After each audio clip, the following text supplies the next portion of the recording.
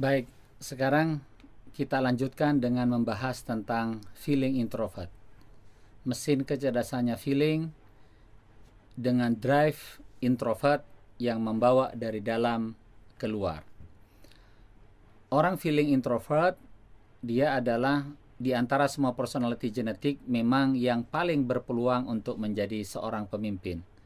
Karena dia menggunakan keyakinannya, menggunakan soul-nya, menggunakan emosinya untuk bisa mengconvincing people, meyakinkan orang lain.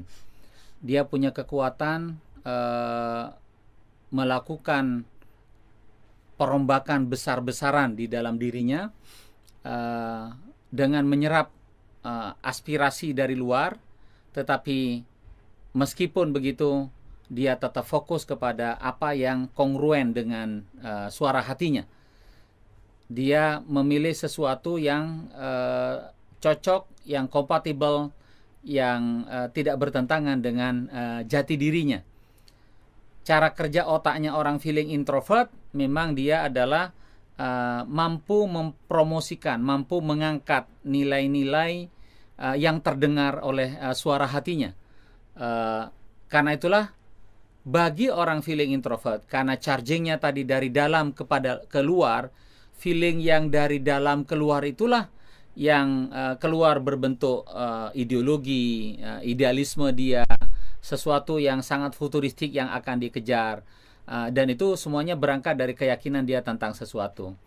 Sehingga keyakinan yang diolah dari bahasa emosi, bahasa jiwa inilah yang kerap kali bisa dalam perdebatan itu mengalahkan pandangan-pandangan yang hanya semata-mata berhenti pada tahap logika. Tentu saja Indonesia sebagai contoh, katakanlah, mungkin tidak akan merdeka kalau semata-mata hanya berpacu kepada sudut pandang rasionalisasi saja, karena begitu lamanya kita dijajah. Tetapi karena ada orang feeling introvert yang meyakinkan bahwa kita memang layak merdeka, sudah tidak tahu bagaimana lagi logikanya, yang penting kemerdekaan itu sudah merupakan idealismenya, mimpinya, maka itulah yang menciptakan momentum kemerdekaan itu sendiri. Nah, jadi disinilah orang feeling memulai ketika dia berbicara tentang jiwa, tentang keyakinan, tentang emosi, tentang perasaan, tentang aspirasi, tentang arus bawah.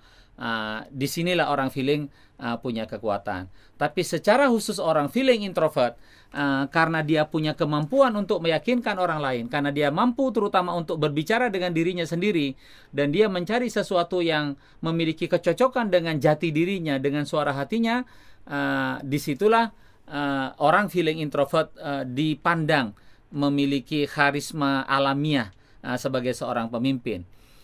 Kalau orang thinking adalah managerialship, orang feeling itu adalah leadership.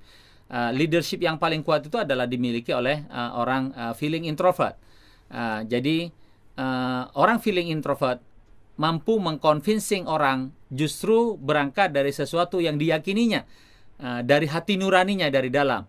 Nah, sementara kalau berbicaranya adalah keyakinan yang datang dari dalam, yang sumbernya dari dalam, itu dia memiliki rentang pengaruh yang justru lebih kuat dibandingkan dengan semata-mata logika.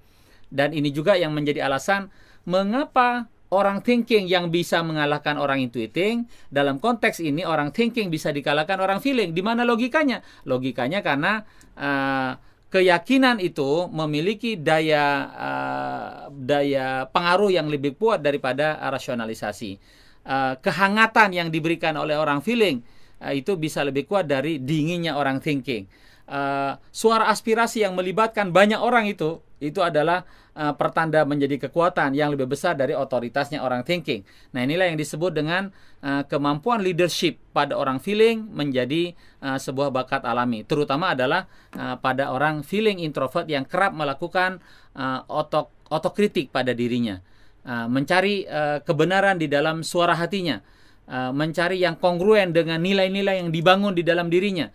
Otaknya pun bekerja hanya bila mana dia mendengar nilai-nilai yang sesuai dengan suara hatinya.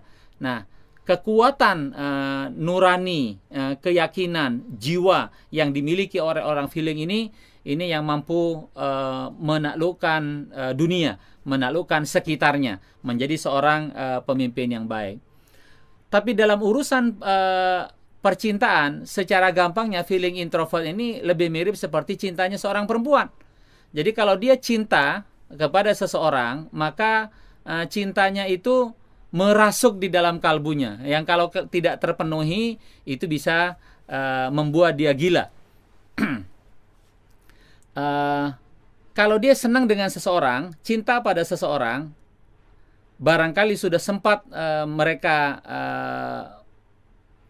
saling bersambut gayung, sempat menjadi seorang kekasih, tapi karena faktor tertentu orang tuanya memisahkan mereka. Maka kalau dia adalah feeling introvert, dia akan tulis di truknya dia, "Kutunggu jandamu." Karena dia nggak mau berpaling ke orang lain. Begitu dia udah cinta, cintanya mendalam pada orang itu. Ya, seperti cintanya seorang perempuan.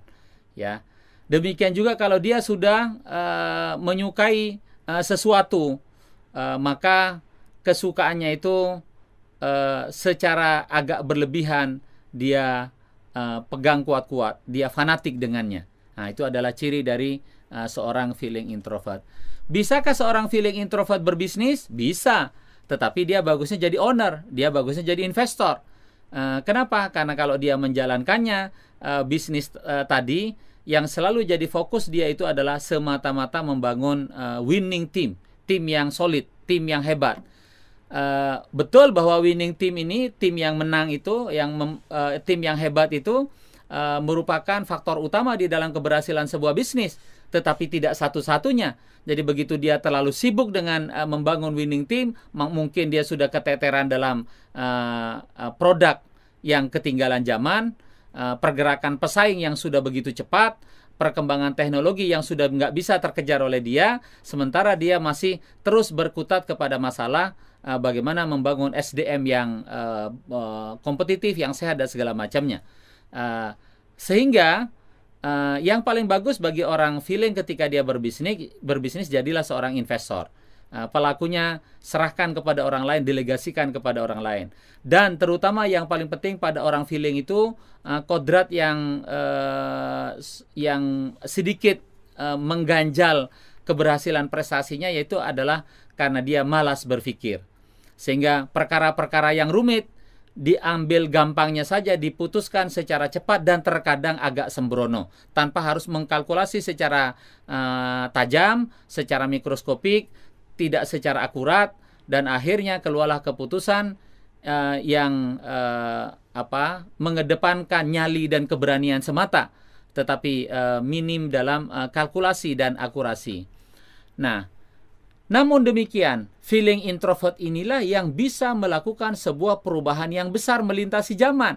Karena kalau orang intuiting itu adalah perubahannya itu berangkat dari ide, tapi kalau orang feeling itu adalah perubahannya itu adalah orang, mentransformasi orang, dan itu memang memerlukan energi yang besar, dan orang feeling memiliki itu. Ya, itulah yang disebut dengan bakat alaminya, terutama orang feeling introvert yang muncul karisma kepemimpinan yang kuat. Kalau orang thinking itu adalah karisma wewenang, karisma kekuasaan. Tapi kalau orang feeling itu adalah karisma sejati sebagai seorang pemimpin yang alami, memang punya kemampuan dengan komunikasi, mengconvincing people.